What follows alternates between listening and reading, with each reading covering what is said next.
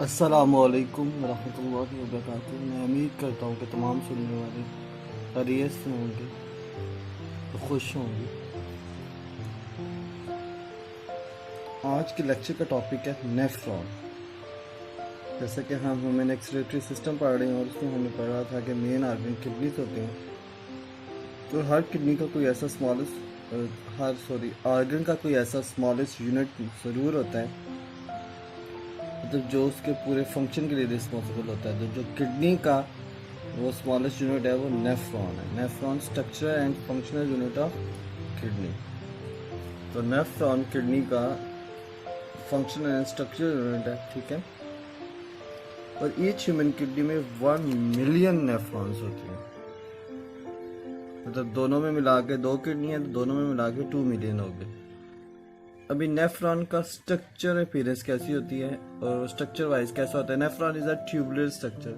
ये एक ट्यूब्स की फॉर्म में स्ट्रक्चर होता है। द ट्यूब्यूल्स और हॉलो फ्लूइड फिल्ड ट्यूब्स। ये ट्यूब्यूल्स हॉलो होती हैं और फ्लूइड फिल्ड होती हैं, form by single layer of epithelial cell. और इनकी जो वॉल है वो सिंगल लेयर होती है एपिथेलियल सेल की।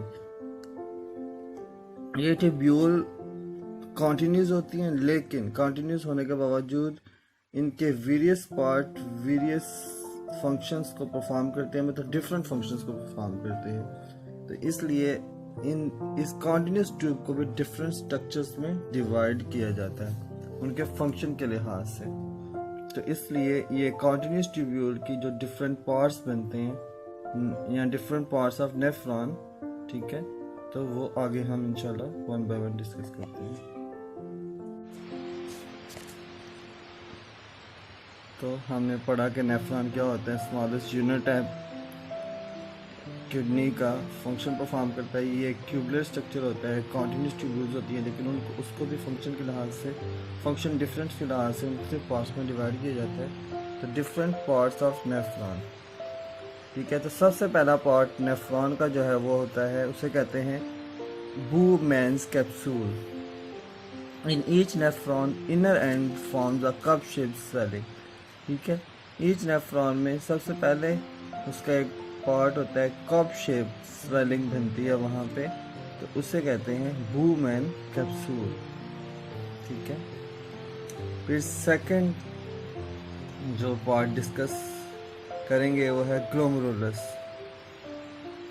Bowman's capsule is around a ball of capillaries called glomerulus। तो glomerulus जो है वो a ball of capillaries है, जिसके अराउंड वो कप शेप स्ट्रक्चर होता है, जिसे हम कहते हैं Bowman's capsule। Blood arrives at glomerulus through afferent arteriole। Bowman capsule की तरफ जो ब्लड आता है जिन आर्टरीज के थ्रू, तो उन्हें एफेरेंट आर्ट्रियोल कहते हैं। And leaves the area by efferent arterioles. और जब वो निकलता है वहां से वापस जाता है तो उन्हें एफरेंट आर्ट्रियोल्स कहते हैं। The blood vessel subdivides again into another network capillaries, the peritubular capillaries. जो ब्लड वेसल्स हैं वो सब डिवाइड करती हैं एक तरह की ब्लड नेटवर्क ऑफ कैपिलरीज में। एफरेंट आर्टियोल और एफरेंट आर्टियोल के अलावा ब्लड जो वेसल्स हैं, ये दोनों जो डिवीजन हैं ब्लड कैपिलरीज के, ब्लड आर्टरीज की, मतलब एफरेंट आर्टियोल और एफरेंट आर्टियोल। एक बड़ी आर्टरी होती है ब्लड आर्टरी, उससे ये स्मॉलर सेक्शन बनता है आर्टियोल। और ठीक है, इन आर्टियोल के अलावा मजीद वो जो ब्लड आर्टरी है वो डिवाइड करती है और पेरिट्यूबल कैपिलरीज बनाती है, ठीक है।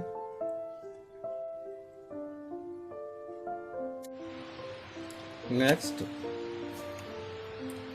बूमैन कैप्सूल, ग्लोमेरुलस, वो एफरेंट और एफरेंट आर्टियोल और पेरिट्यूबल कैपिलरीज के बाद जो पार्ट हमें डिस्कस करने हैं वो ये हैं कि बूमैन कैप्सूल जो है वो continuous edge, Bowman capsule structure जो है वो मज़ीद आगे कंटिन्यूस होता है। एक्सटेंसिवली कन्वोल्यूटेड प्रॉक्सिमल ट्यूब्यूल की फॉर्म में, ठीक है। एक्सटेंसिवली कहते हैं बहुत ज़्यादा, ये इंग्लिश का वर्ड है। कन्वोल्यूटेड कन्वोल्यूशंस भन को कहते हैं दोहरा होना, ठीक है। कन्वोल्यूशंस और प्रॉक्सिमल एक बायोलॉजिकल एनाटॉमिकल टर्म है। प्रॉक्सिमल कहते हैं अगर एक फ्रेम ऑफ एक रेफरेंस पॉइंट से कोई चीज़ नज़दीक हो, उसकी तरफ हो, तो उसे कहते हैं प्रॉक्सिमल, ठीक है। तो बूमैन्स कैप्सूल से ये कन्वोल्यूटेड ट्यूब्यूल्स नज़दीक होती हैं तो इसे इसलिए प्रॉक्सिमल कहते हैं। उससे जो ट्यूब्यूल्स दूर होती हैं उसे डिस्टल कहते हैं। प्रॉक्सिमल एंड डिस्टल ये बायोलॉजिकल टर्म्स हैं, एनाटॉमिकल टर्म्स हैं, एक दूसरे का ऑपोजिट है। प्रॉक्सिमल कहते हैं अगर किसी रेफरेंस पॉइंट से कोई चीज़ उसकी तरफ हो, नज़दीक हो, तो प्रॉक्सिमल। अगर उस पॉइंट ऑफ रेफरेंस से कोई चीज़ दूर हो, अवे हो, तो वो डिस्टल। तो बूमैन कैप्सूल आगे बढ़ता है और क्या चीज़ बनाता है, एक एक्सटेंसिवली कन्वोल्यूटेड प्रॉक्सिमल ट्यूब्यूल्स बनाता है। उसके बाद लूप ऑफ हेनली एक रीजन आता है नेफ्रॉन का, उसके बाद डिस्टल ट्यूब्यूल्स आती हैं, ठीक है। The upper three region empties into, मतलब इनके अंदर फिल्ट्रेशन हो रही है ना, तो ये सब कुछ जो फिल्ट्रेट है अपना वो कलेक्टिंग डक्ट्स में गिरा देती है। एक और पार्ट है जो नेफ्रॉन के साथ एसोसिएटेड होता है, वो है vasa recta. These are capillaries other than peritubular capillaries. ये पेरिट्यूबुलर कैपिलरीज के अलावा कैपिलरीज होती हैं। These extended down to form a loop of वेजस। ये नीचे की तरफ एक वेजस का लूप बनाती है अराउंड लूप ऑफ हेनली। ये भी लूप है ना, लूप ऑफ हेनली। इसके इर्द गिर्द जो ब्लड वेजस मौजूद होती हैं उनको कहते हैं वेजा रेक्टा। अब नेफ्रॉन का जो हमने स्ट्रक्चर पढ़ा है उसको ड्रामेटिकली देखते हैं। देखें, ये वो आर्टरी और वेन नज़र आ रही हैं इस तरफ आपको। अफेरेंट आर्टियोल ये जा रही है अफेरेंट आर्टियोल, और अफेरेंट आर्टियोल ये बूबन का ग्लोमेरुलर से जो निकल रही है, ठीक है। ये देखें, उससे ये जा रही है, तो ये है एफरेंट आर्टियोल जा रही है, और वो निकल रही है तो वो अफेरेंट आर्टियोल जो निकल रही है। ये एक नॉट बनी कैपिलरीज की जिसे ग्लोमेरुलस कहते हैं, ठीक है। इस जो ब्लड ग्लोमेरुलस में लेकर आ रही है वो कैपिलरी है एफेरेंट आर्टियोल, और यहाँ से जो कैपिलरी अभी बाहर जा रही है बूमैन कैप्सूल से, जो कैपिलरी बाहर जाएगी उसे कहते हैं एफरेंट आर्टियोल, बाहर निकलने वाली। ये वो कप शेप स्ट्रक्चर है, ये इनर एंड पे, तो ये बूमैन कैप्सूल। इसके अंदर ये जो नॉट है कैपिलरीज की, एक बॉल है, ये है ग्लोमेरुलस। इस तरह ये ऊपर ये देखें कन्वर्जेंस बन रही हैं, तो ये है प्रॉक्सिमल ट्यूब्यूल्स। ये जो कन्वोल्यूटेड ट्यूब्यूल्स हैं, देखिए ये जो बूमैन कैप्सूल है इसके बाद ये प्रॉक्सिमल ट्यूब्यूल्स, ठीक है, बन रही है प्रॉक्सिमल ट्यूब्यूल्स। और ये नीचे को जो ये इस तरह ये हैं लूप ऑफ हेनली, इस तरह लूप ऑफ हेनली है।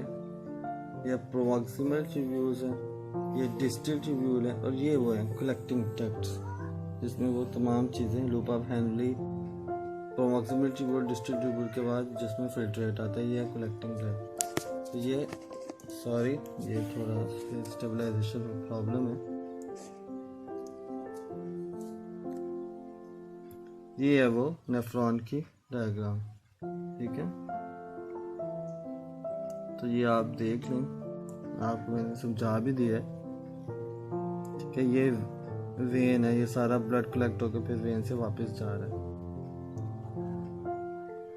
ठीक है।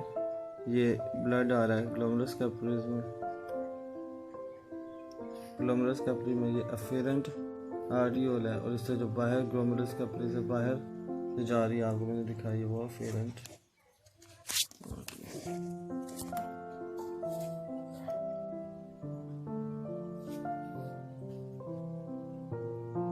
इस डायग्राम को एक दफ़ा फिर हम समझते हैं। देखें, ये जो है ये ये कप शेप स्ट्रक्चर, ये बूब एंड कैप्सूल है। इसके अंदर ये नॉट है कैपिलरीज की, ये ग्लोमेरुलस, ठीक है।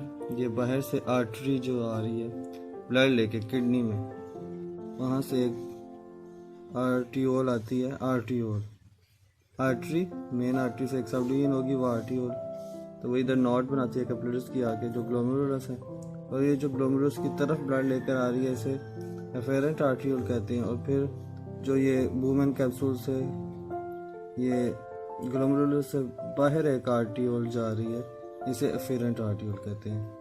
ये वुमेन कैप्सूल के बाद ये जो ऊपर, ठीक है, ये जो कन्वोल्यूशंस हैं ट्यूब्यूल्स की, ये हैं प्रॉक्सिमल ट्यूब्यूल। इसके बाद ये नीचे, आप ये नीचे देखें, प्रॉक्सिमल ट्यूब्यूल के बाद ये एक जो लूप बन रही है, ये loop of Henley, distributive tubule, और ये कलेक्टिंग डक्ट्स। तो ये नेफ्रॉन का स्ट्रक्चर है जो स्ट्रक्चरल पार्ट होता है किसका, किडनी का। इसमें सारी फिल्ट्रेशन होती है। इसका आगे हम इंशाल्लाह नेक्स्ट लेक्चर में इसका हम फंक्शन पढ़ेंगे कि किडनी इसमें फंक्शन कैसे होता है।